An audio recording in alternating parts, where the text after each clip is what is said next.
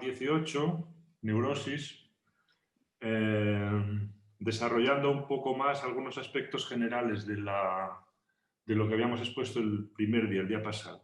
Y a ver si soy capaz de llegar hasta introduciros un poquito el tema de la defensa.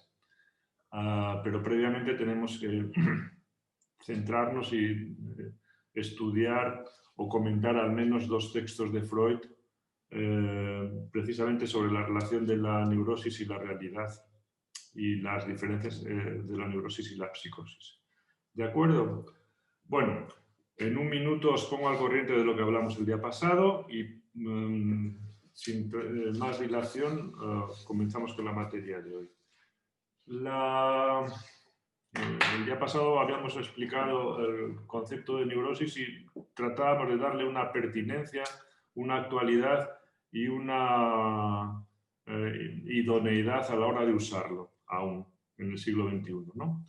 Habíamos hablado de cómo la neurosis había comenzado siendo un concepto neurológico y se había desplazado poco a poco hacia la psicología y Freud la había rubricado con digamos, el gran desarrollo teórico y el gran fundamento que establece de este concepto de clínico y psicopatológico y terapéutico, por otra parte. Por otra parte, recordad que este es el gran caballo de batalla que tenemos, que desde el punto de vista de la sintomatología o de las manifestaciones clínicas, mejor dicho, de los fenómenos, el concepto de neurosis es muy heterogéneo. De manera que es muy difícil, digamos, de hacer una descripción de sus manifestaciones que sea más o menos coherente, porque hay casi de todo, menos lo que es propiamente locura, ¿verdad? Pero son las manifestaciones muy parecidas a lo que le pasa a cualquier sujeto. Entonces, claro, la dificultad ahí está en cómo se establece una unidad en esa heterogeneidad. Y esta es la gran genialidad de Freud, ¿no? Por otra parte, habíamos visto que quizás sí que podemos encontrar una cierta unidad si trascendemos lo que son las manifestaciones, los fenómenos, lo más aprehensible a la hora de estirar la mano, y en cambio buscamos un tipo de unidad un poco más profunda o de otro tipo, ¿no? Y lo buscamos desde el punto de vista de la experiencia subjetiva con respecto a las cosas que nos suceden. Entonces ahí sí que veíamos con respecto a las experiencias singulares cierta denominador común en todos los sujetos neuróticos. Y a partir de aquí habíamos comenzado ya a hacer ciertos comentarios para distinguir la neurosis de otras categorías, en concreto de otras estructuras clínicas. Y vamos a comenzar con la clase de hoy para abundar en esta cuestión. Por ejemplo, desde el punto de vista de lo que es la experiencia, de cómo vivimos las cosas, ¿verdad? Es muy distinta la relación que tenemos con lo que nos pasa a algunos sujetos neuróticos y algunos sujetos psicóticos o locos, ¿no? Por ejemplo, en general decíamos y decimos, un sujeto neurótico es alguien que se da por protagonista de las historias que le suceden, es decir, que él le pasan cosas y sabe que está implicado en las cosas que le pasan.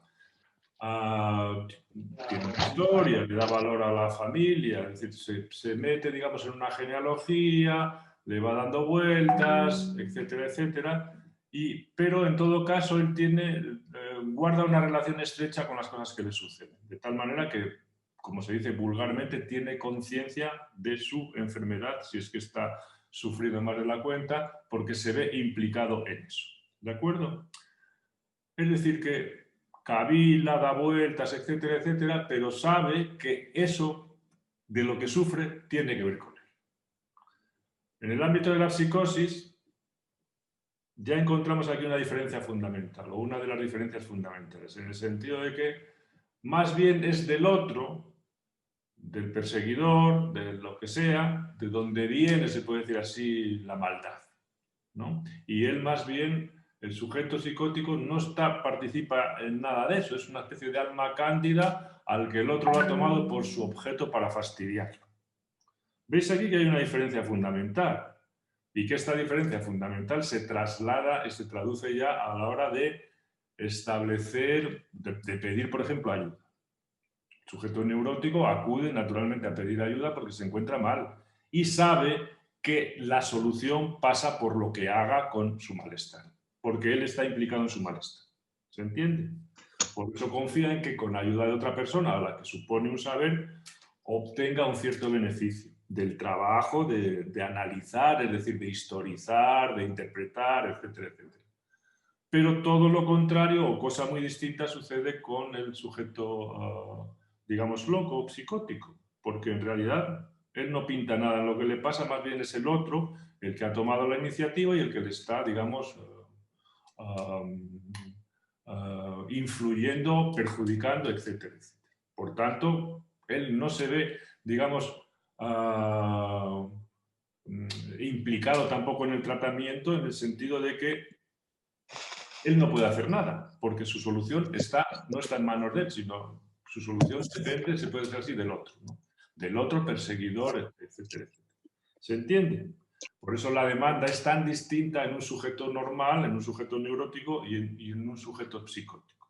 Son demandas muy distintas. El sujeto psicótico te puede pedir algo puntual para dormir, para lo que sea, pero no porque va a cambiar. Él no tiene nada que cambiar. En todo caso, tiene que cambiar el mundo, tiene que cambiar el otro, no él. Esto es muy distinto, ¿de acuerdo? Entonces, este denominador común lo encontramos no tanto en las manifestaciones, si se angustia, si tiene miedo, si está deprimido, sino en la experiencia, es decir, en la forma de vivir que tenemos las cosas que nos pasan. Que ahí sí que hay un denominador común amplio en la neurosis y en la psicosis. Bueno, también hay una diferencia importante con respecto al neurótico y a lo que se podría llamar el sujeto perverso o psicópata, ¿no?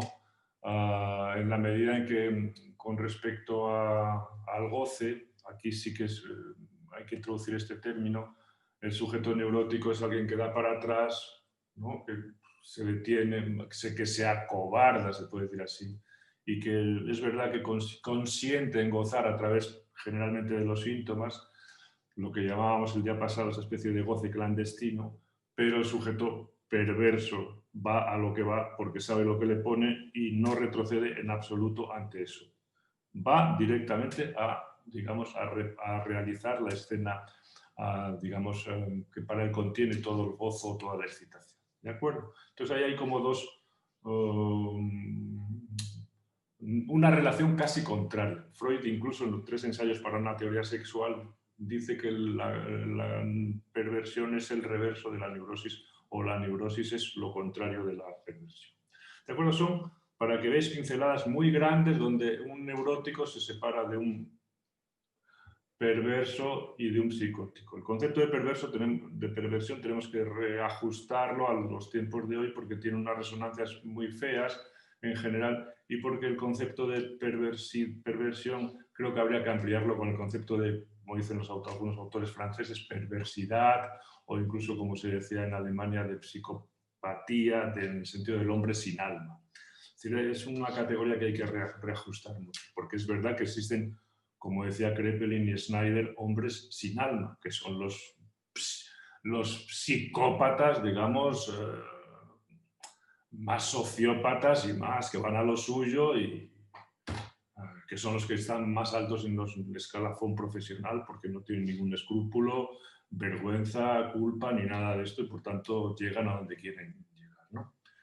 Entonces es un concepto ya cuando lo toquemos sí que vale la pena que dentro del término de perversión hagamos como 2 grandes líneas. Una cosa es la perversión más ligada a la cuestión sexual, entiendo yo, y otra más a la cuestión más psicopática o sociopática, es decir, del tipo sin escrúpulos ninguno, ¿no? Esta reflexión yo la traigo, no se me ocurre ahora. Cuando escribimos hace años el tratado este enorme de los fundamentos de psicopatología psicoanalítica, ya nos encontramos con el profesor François Sauvagnac, que murió hace un poco, y con Ramón Esteban, cómo íbamos a tratar este capítulo y no sabíamos, la verdad.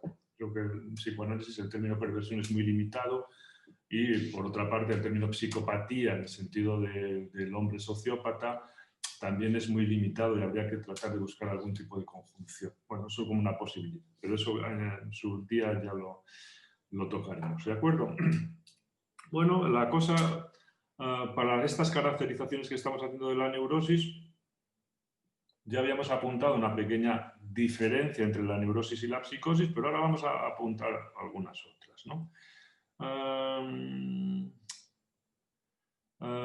Recordad también, por ejemplo, para meteros en la cabeza la separación que hay entre neurosis y psicosis, dos conceptos que no se usan mucho, pero que son muy gráficos. Por ejemplo, un sujeto neurótico es un sujeto endofásico. Endofásico quiere decir que está cavilando, que da vueltas, que va, y que piensa y no para de pensar, etcétera, etcétera. Pero la cuestión de la endofasia no es tanto que piense mucho. Endofasia no es tanto que piense o hable consigo mismo mucho, sino que él sabe que lo que está pensando o diciéndose tiene que ver con él. Bueno, esto es un lado. Pongamos el término contrario. El término contrario de endofasia sería xenopatía. Es decir, que el sujeto está cavilando, está pensando, está hablando consigo mismo, pero en realidad no es él el que habla consigo mismo, es otro el que le está metiendo las palabras, el otro el que le está influyendo en los pensamientos, frenándoselos, adelantándolos, metiéndole palabras, adivinando lo que piensa. Es decir, que la acción exterior está muy clara ahí. ¿Veis la separación que hay entre la experiencia con respecto al pensar de un sujeto neurótico, endofásico, y de un sujeto psicótico, en este sentido, del polo más esquizofrénico, más xenopático? ¿Veis cómo hay lo mismo? El hecho de pensar o hablar con uno mismo tiene una experiencia completamente distinta. Ahora entenderéis un poco entonces a qué llamo yo todo este jaleo de la experiencia, que es decir, que es una cosa muy subjetiva donde un mismo fenómeno tiene lecturas muy distintas, porque la experiencia que tiene el sujeto es muy distinta y te da un criterio, se puede decir así, de la condición o de la naturaleza de esa persona. ¿De acuerdo? Bueno, vamos a tratar entonces ahora el primer texto que teníamos para hoy con respecto a un enfoque que hace Freud en un momento determinado con Álvaro, ¿verdad? Que nos va a comentar en un momento determinado cómo Freud en 1924, después de haber publicado El yo y el ello, trata de llevar esta teoría, este desarrollo de la que se conoce vulgarmente como la segunda tópica, cómo lo trata de llevar a la neurosis y la psicosis para ordenar un poquito esos terrenos a partir de los conceptos yo, ello y superyo. ¿Vale? Álvaro, ¿estás por ahí? Aquí estoy. Bueno, muy bien. Te damos la palabra para que nos expliques un poquito brevemente el texto de Freud. Vale, ok. ¿Se me escucha bien? Sí, sí, sí. Vale. Estoy con los datos del móvil, o sea que si en algún momento se me deja escuchar bien, que alguien me avise, por favor, ¿vale? Muy bien. Bueno, yo soy Álvaro, soy residente de Psicología Clínica en Asturias, por si no me conocéis. Y nada, os voy a comentar brevemente el texto de Neurosis y Psicosis de Freud. Como dice José María, este texto es muy recientemente posterior a la publicación del Yo y el Ello, donde Freud explica su segunda tópica, el modelo estructural, y lo que trata Freud de hacer en este texto es aplicar esa lógica a nuevos fenómenos. En este caso, este nuevo fenómeno sería el mecanismo genético diferente entre neurosis y psicosis, es decir, cómo se genera cada una. Utiliza una metáfora muy bonita Freud ahí, que es retrotraernos de la gris teoría a la experiencia que reverdece eternamente. O sea, la teoría como algo que florece todo el rato, perdón, la experiencia como algo que florece todo el rato versus la teoría gris que queda en un cajón y se apolilla enseguida, ¿no? Si no la renovamos. Álvaro, ¿puedes esta idea? ¿Puedes decirlo despacio? Lo de Freud, lo de la grilla. Sí, que utiliza una metáfora Freud. ¿Me escuchas? Sí, No. que es Sí. retrotraerse de la gris teoría, despacio. retrotraerse de la gris teoría a la experiencia que reverdece eternamente. Bueno, está en el texto, si no, luego le echas un ojo. Gracias. Bueno, entonces decíamos que Freud iba a utilizar esta teoría para indagar acerca del mecanismo genético, es decir, cómo se generan neurosis y psicosis. Parte de una distinción principal, que es que en la neurosis hay un conflicto entre el yo y el ello, y en la psicosis hay un conflicto entre el yo y el mundo exterior. En la neurosis dice, el yo no quiere aceptar ciertas pulsiones que vienen del ello, y se defienden mediante la represión. ¿Qué pasa? Que esta defensa no es gratis, sino que esto de lo que se defiende vuelve en una forma sustitutiva y esto sería el síntoma. El yo se enzarza con el síntoma en una especie de lucha infinita y así se genera la neurosis de transferencia, dice Freud. En la psicosis, que sería el conflicto entre el yo y el mundo exterior, toma como ejemplo, para indagar un poco aquí, lo que llama la amentia de un autor que es Maynard. Maynard, vale. Que era el maestro de Freud, como neurólogo que era, Maynard, neuropsiquiatra, fue profesor y maestro o tutor de Freud cuando era residente, para decirlo así. Ok. Pues toma como ejemplo para hablar de la psicosis la amentia de Maynard, que por lo visto es un tipo de psicosis alucinatoria muy aguda, ¿no? Aquí se supone que hay una desconexión total tanto del mundo exterior, que llama Freud percepciones actuales, como del mundo interior, que llama Freud tesoro mnémico de percepciones anteriores, ¿vale? La mente se pierde el contacto con ambos. ¿Qué pasa? Que se supone que el sujeto, al romper este edificio que tenía construido entre su interior y exterior, pues tiene que construir uno nuevo. ¿Y a qué se acompasa este nuevo mundo que se crea? Pues a los deseos del ello. Vale. ¿Por qué se llega a esta situación, dice Freud, donde el yo tiene que renunciar a la realidad y crearse la suya propia, cediendo a los deseos del ello? Pues porque hay una frustración de un deseo por parte de la realidad. Entre realidad y un deseo hay un choque y el yo no lo puede tolerar, ¿no? Por esto se derrumba el edificio y tiene que hacer uno nuevo. Esto dice Freud que guarda mucha relación con el sueño, donde también hay una satisfacción de un deseo, pero hay una importante diferencia, y es que en el sueño distinguimos este del mundo exterior, mientras que en la mente no. Habría una confusión. Vale, Freud sigue aplicando esta lógica al resto de psicosis. Primero se refiere a la esquizofrenia y dice, aquí se perdería la participación entre el yo y el mundo exterior, como hablábamos antes de la psicosis. Y cita una característica que llama apatía afectiva, que entiendo yo que tiene que ver como con el autismo al que se refería Bloy, algo así, como la desconexión del mundo exterior, ¿no? Y dice en cuanto al delirio, esto sería un parche para esta ruptura, para esta desgarradura entre el yo y el mundo exterior.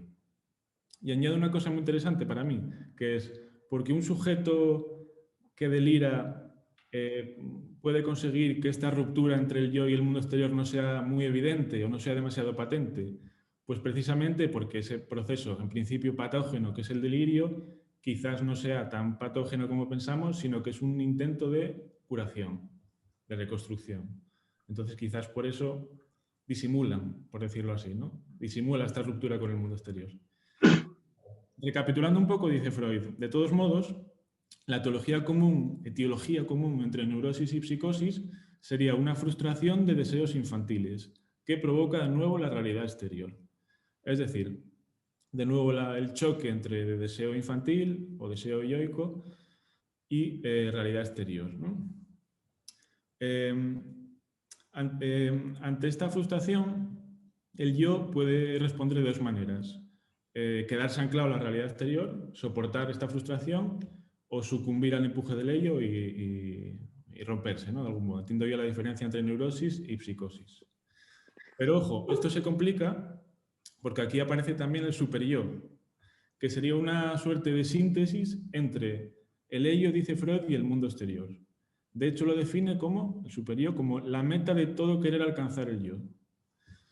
En este momento, a mí al menos, ya me empieza a agobiar un poco todo lo que tiene que soportar el yo encima, ¿no? Porque por un lado tiene que soportar el empuje del ello, por otro lado la cruda realidad exterior, y encima ahora también el superyo, que sería una síntesis entre los dos anteriores, que sería ya como el némesis del yo, ¿no?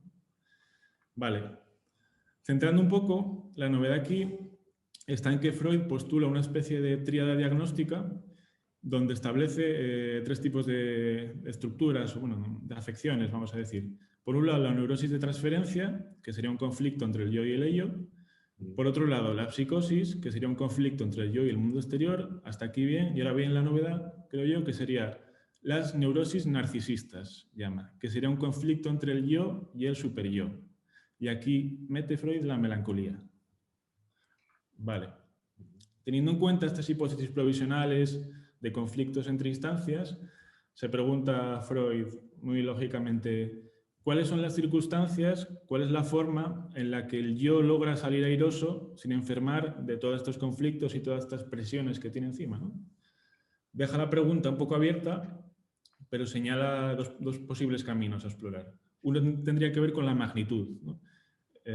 Diferentes instancias pueden tener más o menos fuerza pulsional, por decirlo así, y hacer pues, que unas se rompan o no, o que unas ganen sobre otras, por decirlo así, en términos coloquiales, ¿no?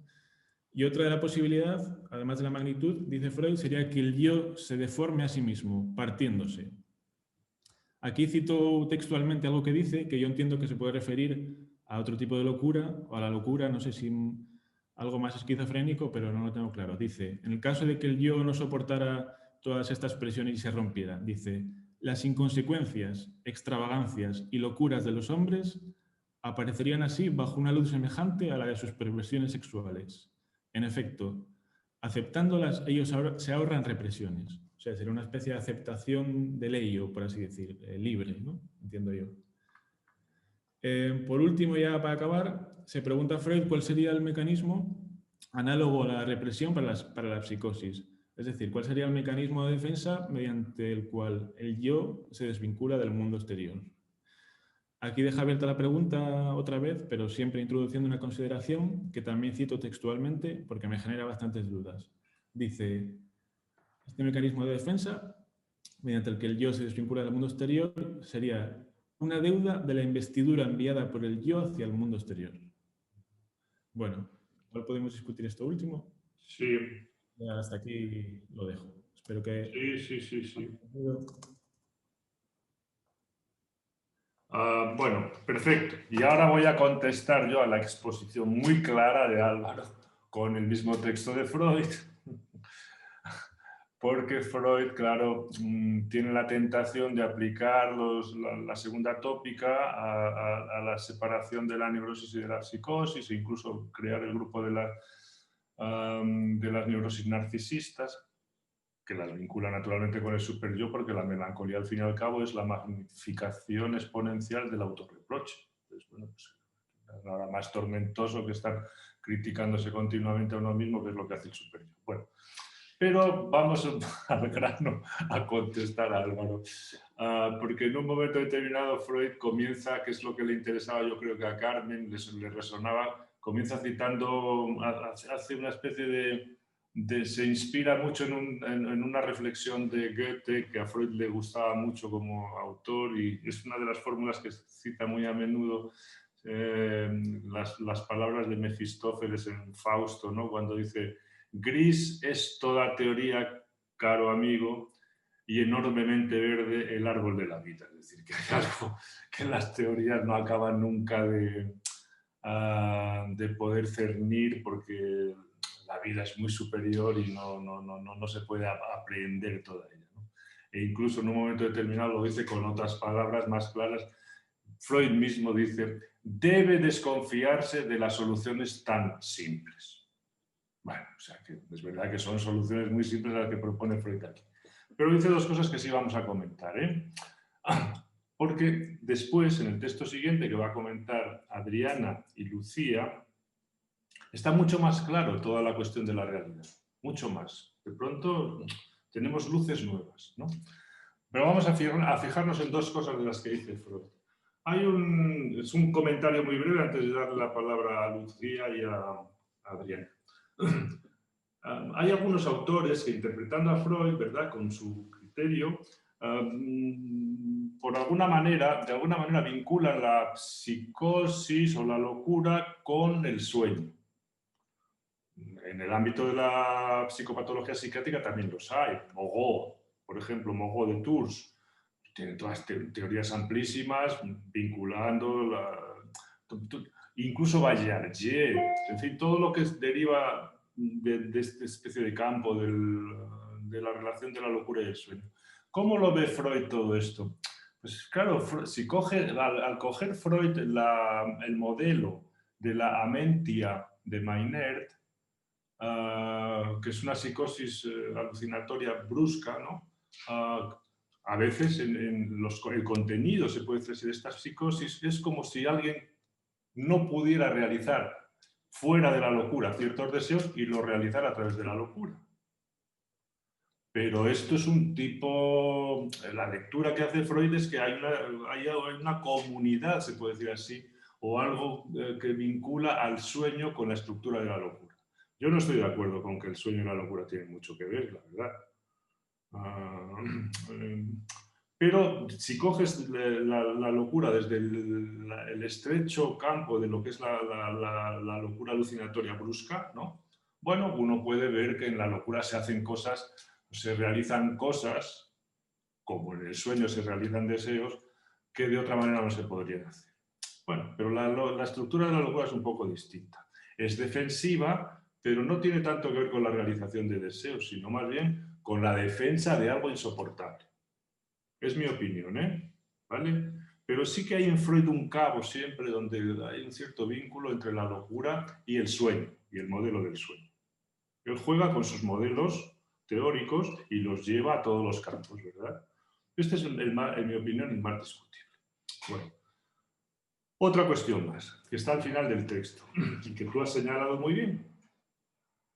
Y Freud se pregunta, ¿cuál es el mecanismo, me parece que dice así, análogo, dice en el texto, al que nosotros encontramos en la neurosis, la Verdrängung, la represión, similar en el caso de la locura?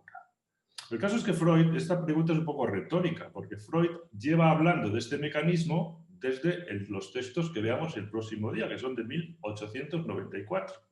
Y lo señala además con toda precisión, que es lo extraordinario. Y lo dice en el texto que no vamos a leer mañana, el próximo miércoles, lo dejamos porque no viene al caso. Hay una parte dedicada a la histeria, otra parte dedicada a la neurosis obsesiva y otra parte dedicada a la paranoia crónica. Y cuando habla de la paranoia crónica dice, análogo al mecanismo, digamos, de la defensa propia de los sujetos paranoicos en este caso, ¿verdad? No es el echar fuera cosas, sino es un mecanismo mucho más radical. Y él usa un verbo alemán, verwerfen, que quiere decir echar fuera, pero de una manera radical. No es ya tanto que te quites al enemigo de encima, es que te lo quitas de encima y lo entierras si puedes. Esa es la cuestión. Es decir, que habla de una radicalidad en la ejecución de la defensa, distinto de la Verdrängung, es decir, de la represión, del ahuyentar las cosas que no queremos pensar, es simplemente ahuyentarlas, porque lo que ahuyentas vuelve. Pero en el caso de la Verwerfung, que es el término que usa Freud, que Lacan traduce como forclusión, es, digamos, hecho todo eso de una manera más radical, como si nunca hubiera existido, dice Freud. Entonces, el mecanismo ya estaba nombrado por Freud. Yo no sé por qué, por eso digo yo que es una especie de pregunta retórica. Está nombrado ahí, en las primeras bocetos psicopatológicos de Freud, de las neuropsicosis de defensa, pero está nombrado también, ahora estoy hablando de memoria, pero yo esto lo he estudiado cuando hice la tesis doctoral, esto es una de las partes que yo... por ejemplo, en el ensayo que hace de interpretación sobre el caso Schreber, ¿verdad? Dice, lo genuino de la paranoia es la proyección. Entonces dice, ¿qué entendemos por proyección? Claro, proyección sería, desde el punto de vista de la física o de la óptica, es que yo pongo fuera algo mío. Dice, dice, no se trata de eso. Dice, en la paranoia, no, en la psicosis no se trata de eso. Se trata de que algo de fuera viene hacia ti. Pues mira, eso es el retorno de lo reprimido, o lo que llama Lacan el retorno en lo real. Sota, caballo y rey, que eso está explicado perfectamente. Si vamos al hombre de los lobos, cuando hay una fórmula que no os la voy a decir en alemán, pero que está más clara todavía, dice, esto de lo que estamos hablando, de la alucinación del dedo cortado, o sea, os hablo de memoria, no os puedo precisar, pero si queréis os traigo las frases. Esta alucinación del dedo cortado, ¿no? Cuando el hombre de los lobos está jugando en el jardín y con una navaja pelando un palo y parece que se corta, cree que se corta el dedo o ve que se corta el dedo, dice, no tiene nada que ver dice Freud, literalmente, esto no tiene nada que ver con lo que sería la represión de la castración de un sujeto neurótico. Dice, al contrario, es un rechazo, y vuelve a usar el término Verwerfung, es un rechazo radical de la castración. Es un no querer saber absolutamente nada. O sea, que más claro el agua. Quiero decir, Freud tiene... Lacan después se inspira en estos comentarios, ¿verdad?, para hacer una orden categorial, es decir, para la neurosis un mecanismo, Verwerfung, como mecanismo Verdrängung, la represión, y para el otro, pues la forclusión, punto. Pero Freud ya le había dado muchas vueltas a todo esto. Entonces, no solamente al mecanismo, que después volveremos a esto, a la defensa, que el sujeto ejecuta, sino que si falla esa defensa, ¿cómo le vuelve al sujeto la ola gigante de la que trata de defenderse? A uno le vuelve, volvemos a lo que explicábamos antes, de una forma endofásica, es decir, ellos tienen que ver con eso, lo han reprimido, lo han metido en un cajón, pero ese cajón es el cajón tuyo, de tu escritorio, y eso tiene que ver contigo. Por tanto, tú piensas, uy, hostia, esto no tiene que ver conmigo, no quiero saber nada. Y otra defensa radical es que eso no tiene que ver conmigo, sino que me viene del otro. Es tan radical la defensa que deja de tener que ver conmigo, y como no tiene que ver conmigo, ¿de dónde me viene si falla la defensa? Del otro. Eso es la psicosis. ¿Se entiende ahora? O sea, no es que... los casos de estos ahí a porrillo, como dice Juan de la Peña, a porrillo. Una cosa es que alguien diga, qué cochino soy, que tengo pensamientos sucios, joder, que parece que veo a una niña, no sé, todo el mundo, los obsesivos andan siempre con estas bobadas, y no sé qué cosas, ¿no? Bueno, pero uno se reconoce ahí, ¿verdad?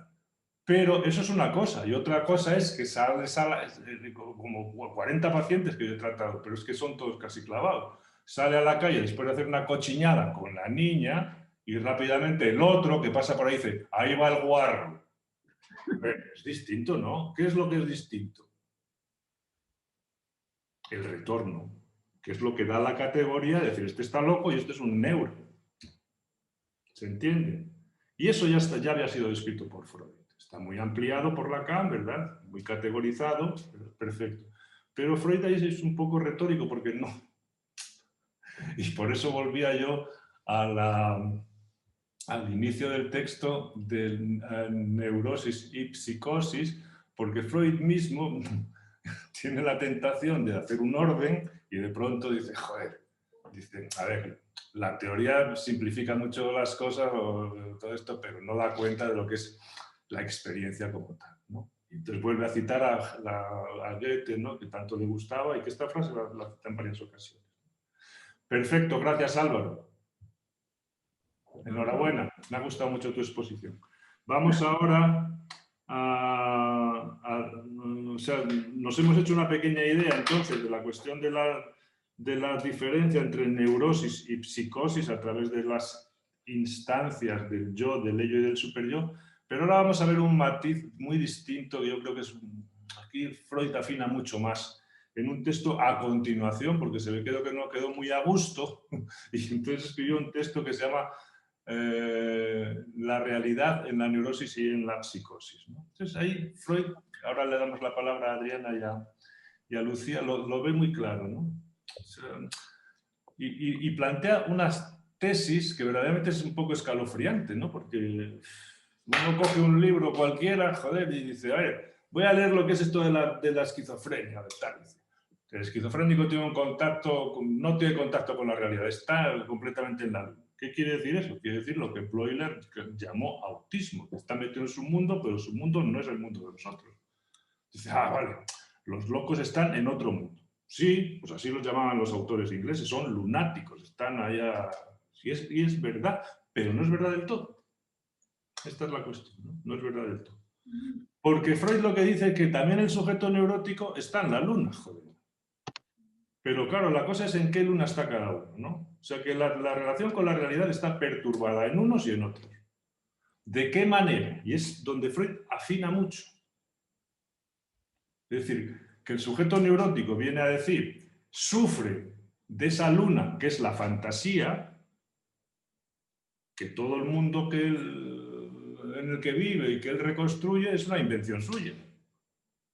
Y sufre de eso, porque no hay nada más patógeno para un sujeto neurótico que la fantasía. Pero ¿cuántas veces escuchamos esto en la consulta? Joder, que alguien te dice, pues es que yo resulta que iba a hablar con mi jefe, que me parecía que era un hijo puta integral y porque es tal, y 5 años después, porque es un cabrón tal, y de pronto es un hombre amabilísimo. ¿Pero en qué mundo vive esta persona? Vive en el mundo de su fantasma, que son todos unos cabrones y que le hacen cabronadas a él. Bueno, pues eso se llama el fantasma, ¿vale? La fantasía, ¿no? Claro, otra cosa es la realidad real de la que habla Freud, que el sujeto psicótico no tiene esa posibilidad de mentirse, de engañarse mediante la fantasía, sino que la realidad es demasiado real. Y que realmente el jefe es un hijo puta integral. No que es una fantasía, porque no cae en la cuenta, sino que el mundo está ordenado de acuerdo a que el otro es un malo y él es un hombre manipulado por el mal. Y punto. Vamos a pasar esto al ejemplo del doctor Schreber, del que hablábamos antes. Una cosa es fantasear, qué hermoso tiene que ser convertirse en una mujer o ser una mujer en el momento que dice Schreber, que sucumbe al coito, ¿no? Eso puede ser una fantasía, pues una fantasía. Otra cosa es que años después este hombre se convierte en una mujer para procrear una nueva raza. Entonces, a ver, podía ser una fantasía, pero para él es real. Él es una mujer que se transforma poco a poco en mujer porque ha de procrear una nueva raza con Dios. ¿Veis la diferencia? Uno está enfermo de la fantasía, el neura, tiene trastocada la realidad por esa fascinación por el engaño de la fantasía, y el otro más bien vive en la realidad real. Bueno, esto más o menos es una explicación con mis términos más torpes que los que os dará sin duda estas doctoras jovencitas que tenemos aquí, guapísimas por cierto, Lucía y Adrián. Adelante. Vale, pues hemos dividido el texto pues, en 2 partes, porque es verdad que aunque es un texto cortito, tiene como bastante contenido. Y comentaré yo esta primera parte y doy paso a Lucía. El texto, como ya habías adelantado, José María, se titula Pérdida de realidad en la neurosis y psicosis y se publica o se escribe, no sé exactamente, 3 meses después del que comentó Álvaro. En este texto sí que sigue Freud pues, con este interés, ¿no? Por diferenciar un poco los procesos de generación de la neurosis y la psicosis y la relación de ambas estructuras con la realidad. Y parte un poco al empezar a escribir pues, de lo que ya había explicado Álvaro, ¿no? Que es un poco cómo en la neurosis dominaría el influjo de la realidad y en la psicosis dominaría el influjo del ello. Es decir, en la neurosis el yo se sometería a esa realidad, ¿no? Y sofoca una pulsión o una parte del ello, mientras que, es decir, renunciaría a esa pulsión, mientras que en la psicosis el yo se pone al servicio del ello. Entonces, se retira de la realidad, ¿no? Hay un fragmento de la realidad al que el sujeto renuncia. Un poco esto vendría a decir que para el psicótico la realidad vendría dada de antemano, mientras que para el neurótico la realidad estaría asegurada. Y aquí es donde él como que plantea pues una contradicción, ¿no? Porque realmente el vínculo con la realidad en el caso del neurótico no solo no está asegurado, sino que precisamente la neurosis viene a ser como un medio que tiene el sujeto para retirarse de la realidad, para huir de esa vida real y de las dificultades. Entonces sí que estaría perturbada de alguna manera la relación del enfermo neurótico con la realidad. Entonces, ¿cómo resolver esa contradicción? Él dice que no se resuelve en el primer paso de formación de la neurosis, que es el que habíamos dicho antes, que sería cuando el yo está al servicio de la realidad y se reprime esa pulsión, sino que es en un segundo paso, es decir, cuando ese ello lucha contra la represión en ese intento de resurgir. Entonces, el fracaso de esa represión es lo que instaura la neurosis. Y es aquí donde se rompe un poco, o se debilita el vínculo del sujeto con la realidad. Entonces, aquí que había una cosa que yo me liaba un poco, precisamente el sujeto se va a distanciar de la realidad, es decir, va a evitar, no va a enfrentarse, va a huir de esa parte de la realidad que le exigió que iniciara la represión. No sé si un poco se entiende así. Es decir, de ese fragmento que demandó, que exigió que se reprimiera la pulsión.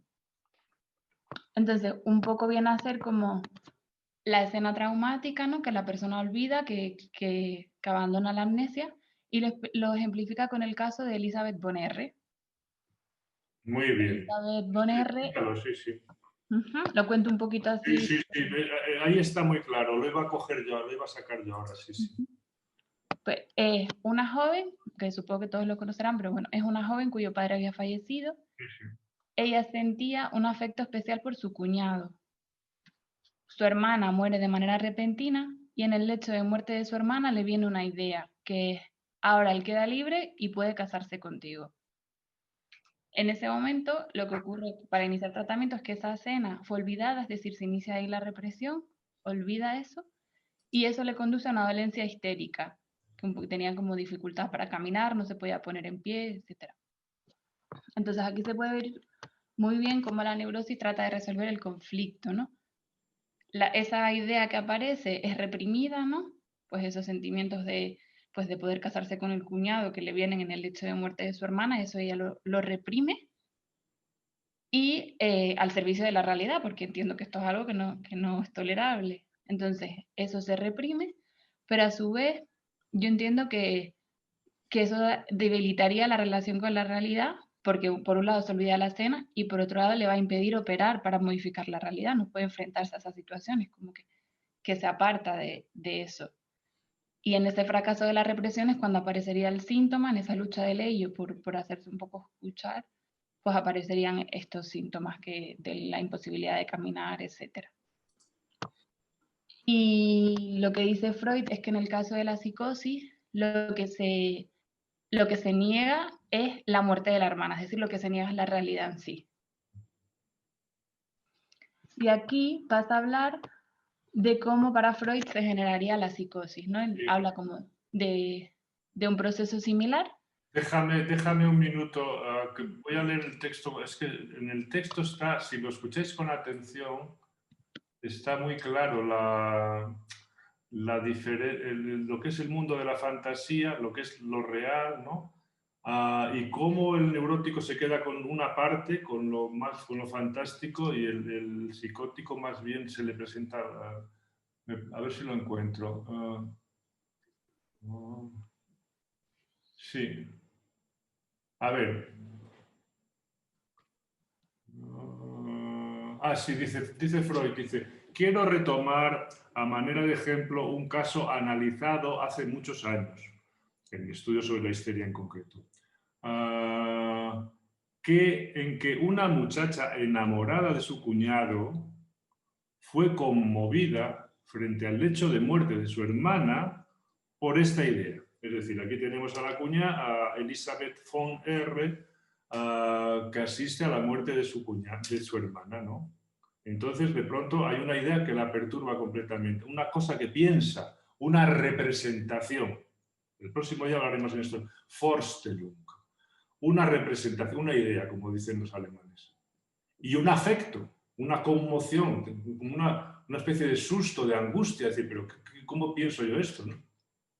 Un afecto penoso. Y dice, ahora que él queda libre, puede casarse conmigo. Se está muriendo la hermana y dice, ahora que él queda libre, puede casarse conmigo. Y dice, pero ¿cómo puedo pensar esto? ¿No? Dice, esta escena se olvidó en el acto. Perfecto.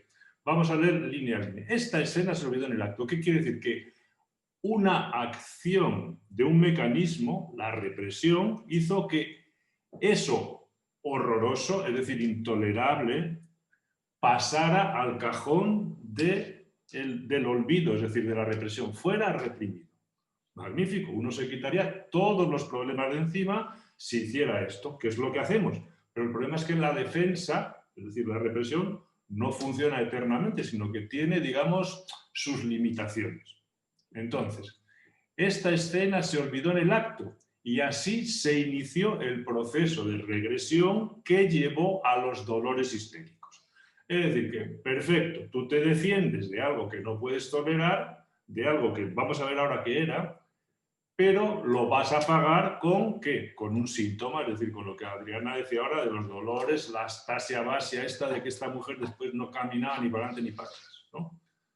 Bueno, perfecto. Es decir, que ahí tenemos como el precio de la represión, que es deshacerse de algo intolerable, se paga al precio, en este caso, de un síntoma, de conversión.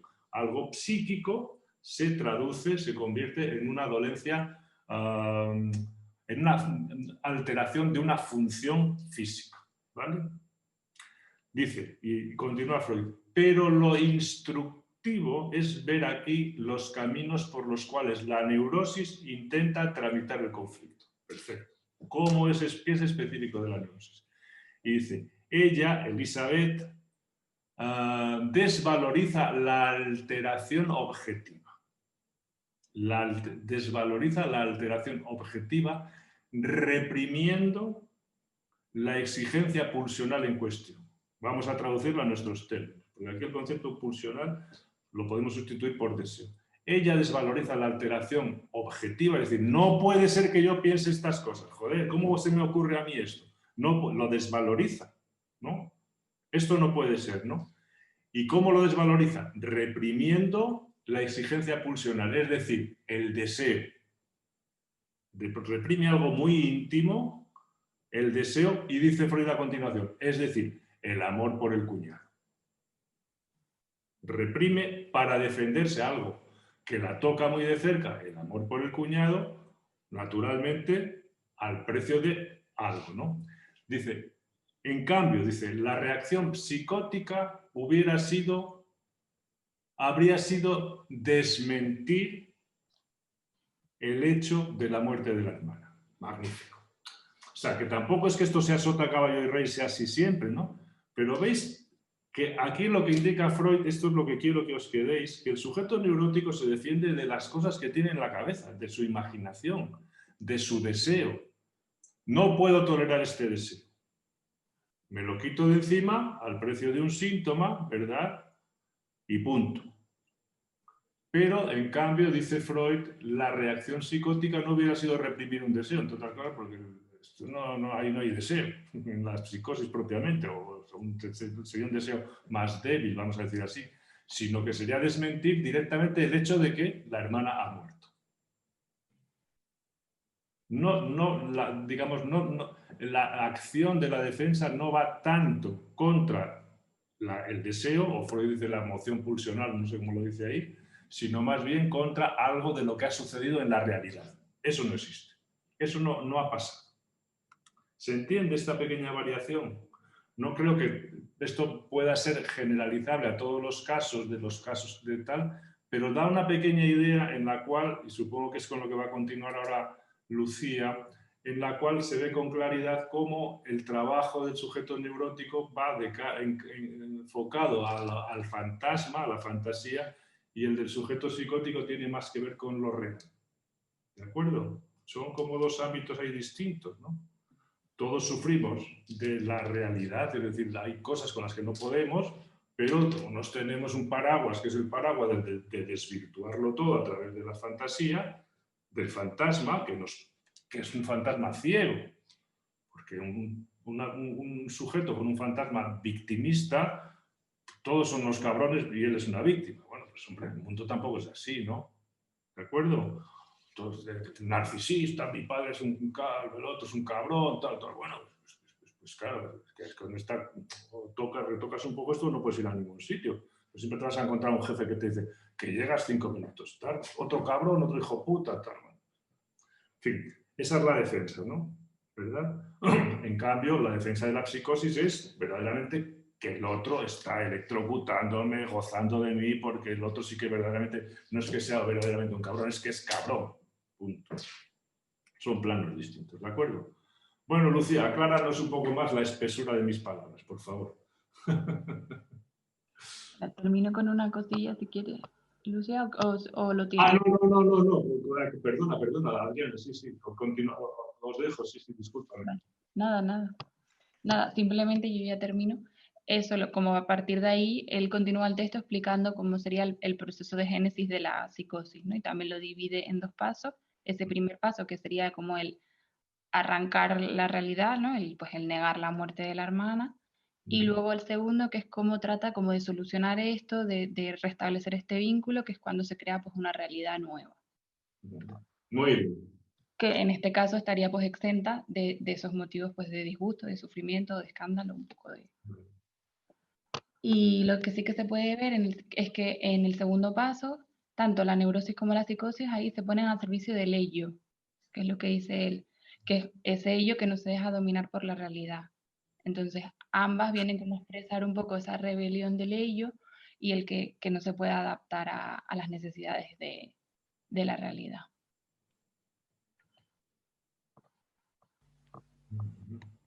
Bueno, continuando un poquito con lo que decían Adriana y José María, bueno, pues vemos, ¿no? La neurosis al final, el acento recae en este segundo paso, ¿no? El fracaso de la represión que fue hecha en el primero.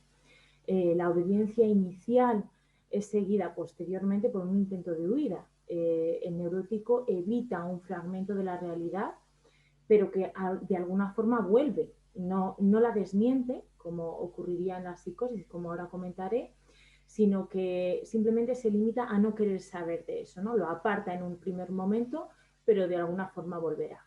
En cambio, en la psicosis lo que se produce es una reconstrucción, desmiente la realidad y procura sustituirla. Pero ¿cómo realiza esto el paciente psicótico, ¿no? El remodelamiento de la realidad en la psicosis tiene un lugar en los sedimentos psíquicos de los vínculos que hasta ese momento mantenía con dicha realidad. Es decir, se basa de alguna forma en las huellas mnémicas, en las representaciones, los juicios que había obtenido de la realidad que hasta ese momento había sentido y había vivido. Ante esto, en la psicosis vemos la tarea de procurar percepciones tales que correspondan a la realidad nueva que se está construyendo. Es aquí donde vamos a ver los delirios y las alucinaciones y cómo estos influyen, ¿no?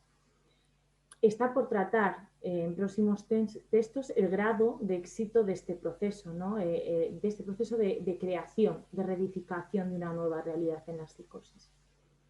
Hay una cosa que me parece muy interesante en el texto que comenta Freud, que es el punto en el que une neurosis y psicosis al hablar de lo que se considera una conducta normal o sana. De alguna forma, esta conducta incluye rasgos de ambas, de psicosis y neurosis. De la neurosis podríamos decir que implica el no desmentir la realidad, pero como la psicosis se empeña en modificar dicha realidad. Una conducta normal lleva naturalmente a un efecto de un trabajo que opere sobre el mundo exterior. No se conforma únicamente como en la psicosis en producir alteraciones internas, sino que ya no vemos tanto algo autoplástico, sino algo aloplástico. Algo que me parece muy interesante de este texto y que creo que es como una continuación del anterior, pero que ya no se centra tanto en la distinción entre neurosis y psicosis, es cómo empieza a tratar las semejanzas entre ambas. Como ha comentado Álvaro, la etiología común de ambas es un estallido a causa de una frustración, el no cumplimiento de uno de aquellos deseos de la infancia, de alguna forma produce que se desarrolle neurosis y psicosis. Ambas son generadas por un conflicto del yo con las diversas instancias que lo gobiernan. De alguna forma el yo muestra un empeño por reconciliar entre sí todas estas exigencias, pero vemos que no lo consigue del todo. En ambas, tanto en neurosis como en psicosis, se da una incapacidad para adaptarse al final al apremio de la realidad. Esto se traduce en una rebelión causada por el constante displacer del ello contra el mundo exterior, que de alguna forma siempre está como presionando, tanto en neurosis como en psicosis. Ambas se conforman por 2 pasos o 2 reacciones, como ha comentado Adriana, ¿no? Diferenciándose mucho más en la primera que en la segunda, porque al final en la segunda, para ambas, el afán de poder del ello que no se deja constreñir por la realidad, por mucho que ésta lo intente, tendría de alguna forma una función reparadora. Es decir, hemos reprimido, pero hay algo que no termina de estar del todo tapado. Algo sale en la neurosis, ¿no? Y en la psicosis, de alguna forma, esa realidad que no podemos tolerar, la olvidamos, por decirlo así, la apartamos completamente y empezamos a construir algo nuevo que no tiene nada que ver, pero que sí que tiene algo de raíz de lo que antes había. En ambas la tarea que debe acometerse en este segundo paso, por tanto, fracasa parcialmente, puesto que en el caso de la neurosis no puede crearse un sustituto cabal para la pulsión reprimida, y en el caso de la psicosis, la subrogación de la realidad no se deja verter en los moldes de forma satisfactoria. De alguna forma, todo no está del todo en su sitio. En consecuencia, es probable que en la psicosis el fragmento de la realidad rechazado se vaya imponiendo cada vez más en la vida anímica, tal como en la neurosis lo hacía la emoción reprimida. Y por eso las consecuencias son en ambos casos las mismas. Por tanto, y hablando de esto de la fantasía que comentaba antes José María, la distinción tajante entre neurosis y psicosis debe amenguarse, según Freud en este texto, pues tampoco en la neurosis faltan intentos de sustituir la realidad indeseada por otra más acorde al deseo. La posibilidad de ello la da la existencia de un mundo de la fantasía, un ámbito que en un momento fue segregado del mundo exterior, reprimido por instauración del principio de la realidad, pero que si bien no es inaccesible para el ello, de alguna forma queda algo ahí. Solo mantiene una dependencia laxa respecto a él. De este mundo de la fantasía toma la neurosis el material para sus neoformaciones del deseo y comúnmente lo halla por el camino de la regresión, de una prehistoria real más satisfactoria. No hay duda de que el mundo de la fantasía desempeña en la psicosis el mismo papel en este sentido que lo que acabamos de comentar de la neurosis, de que también en ella constituye la cámara de tesoro de todo lo que recogerá el material para edificar esta nueva realidad, para construir este nuevo edificio de lo real. Pero el nuevo mundo exterior, fantástico, de la psicosis, quiere reemplazar la realidad. Y de alguna forma esto no se puede hacer del todo. De alguna forma en la neurosis vemos cómo se produce un apuntalamiento en un fragmento de lo real existente, a partir de un sentido secreto que llamaremos simbólico. Así, de alguna forma, Freud, al final de este texto, es como que en el primer texto que ha comentado Álvaro, se centra en las diferencias, ¿no? Y habla de la tópica, la distinción, el ello, el yo, el superyo. Al principio de este texto que hemos comentado Adriana y yo, de alguna forma se centra en, no, mira, no son tan distintas, porque ojo, que la pérdida de realidad de alguna forma se da en ambas. Y al final de este texto deja abiertas otras puertas, porque dice, así para ambas, neurosis y psicosis, no solo cuenta el problema de la pérdida de realidad al que hacemos referencia, sino el de un sustituto de realidad. Es decir, me planteo yo, ya no es solo el que la pérdida de realidad se dé en ambas, sino cómo en ambas, de forma distinta, se construye o se reemplaza esa realidad y con qué. Porque como decía José María, ¿no? También nuestro trabajo en función de con qué está ahí. Trabajaremos sobre la neurosis a través del fantasma, trabajaremos en la psicosis a través de lo real o la realidad construida. Bueno, pues también creo que aquí al final de este texto como que lo deja abierto y me imagino que más adelante podremos explicarlo un poquito mejor. Muchas gracias. Enhorabuena, felicidades a Lucía y a Adriana, lo mismo que a Álvaro. Bueno, la exposición ha sido muy clara, el texto, que es muy breve, ¿verdad? Ha sido muy bien apurado por las presentadoras, lo mismo que el texto de la realidad de la neurosis y la psicosis por Álvaro. Voy a despedir la clase de hoy pero con una pregunta, ¿no? Para volver a situar un poco lo que hemos hablado a lo largo de toda la clase, que es la siguiente, es decir, volvemos al caso de Elisabeth von R. Tenemos ahí algo intolerable para ella, ¿verdad? De lo que no quiere saber, lo reprime, pero eso que, digamos, esa defensa tiene un precio, que es la formación de un síntoma de conversión. Cierta dificultad, para decirlo así, en la marcha, en el caminar, ¿no? Las cosas no andan ahí, ¿no? Perfecto.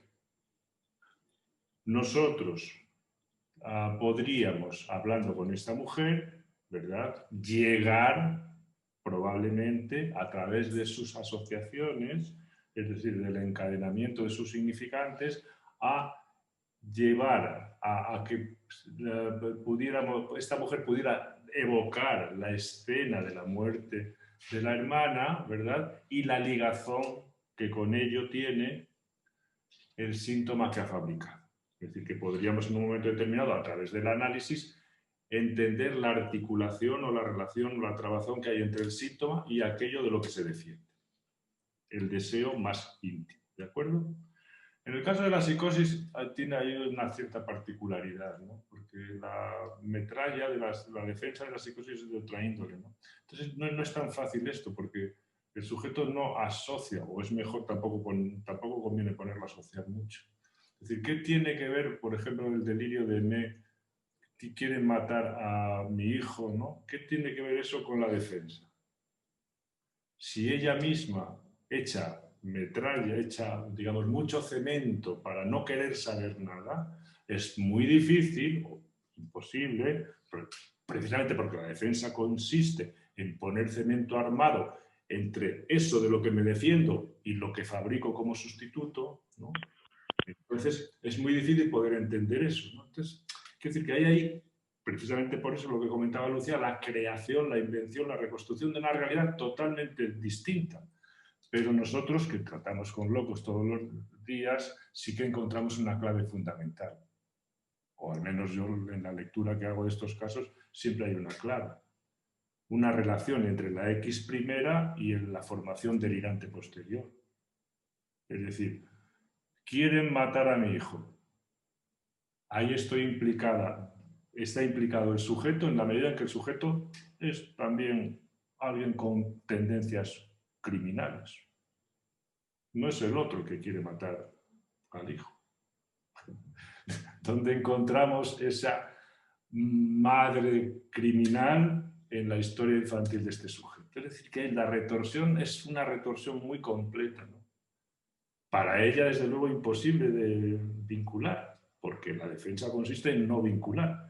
Pero nosotros la capacidad de interpretación que tenemos para nosotros, no digo para decírselo al paciente, es que justamente en el axioma delirante está la fórmula invertida, en muchos casos, en la mayoría, donde hay delirios bien hechos, ¿no? Os dejo con esto, os agradezco la presentación de hoy y ahora vamos a pasar, me voy a despedir como me dijo Henry que hiciera, que hasta aquí el seminario de hoy, en el que hemos tratado acerca de la neurosis con las participaciones de los compañeros que sabéis, y que el próximo día retomaremos el miércoles porque tengo interés en comenzar a hablar de la defensa y dar paso a los textos que comentaremos el próximo día, de ver cómo funciona la mecánica de la defensa en la histeria y en las obsesiones. ¿De acuerdo? Y ahora sí podemos terminar para pasar a la supervisión. Gracias.